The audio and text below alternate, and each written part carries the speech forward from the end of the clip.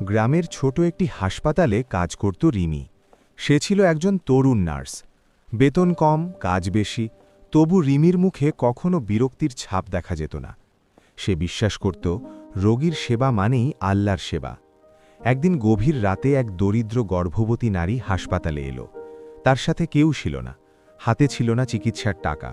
অনেকে বলল সকালে ডাক্তার এলে দেখা যাবে, কিন্তু রিমি চুপ করে বসে রইল না। সে নিজ দায়িত্বে মাকে পরিষ্কার করল, সাহস দিল, পাশে বসে কোরআনের দোয়া পড়তে লাগল। রাতের শেষ প্রহরে সেই নারী একটি সুস্থ শিশুর জন্ম দিল।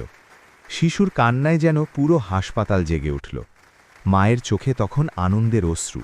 সে রিমির হাত ধরে বলল, মা, আজ তুমি না থাকলে আমি বাঁচতাম না। কয়েক মাস পর রিমিকে হাসপাতালের সেরা নার্স হিসাবে পুরস্কার দেওয়া হলো। সবাই জানতে চাইল তার সাফল্যের রহস্য কি। রিমি শুধু হাসল আর বলল, আমি শুধু আমার দায়িত্বটা মন থেকে পালন করেছি। শিক্ষা: আন্তরিক সেবা কখনো বিফলে যায় না। ভালো মন আর দায়িত্ববোধই মানুষের আসল পরিচয়।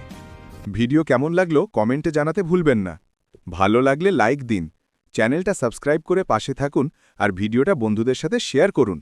আপনাদের সাপোর্টই আমাদের এগিয়ে যাওয়ার অনুপ্রেরণা।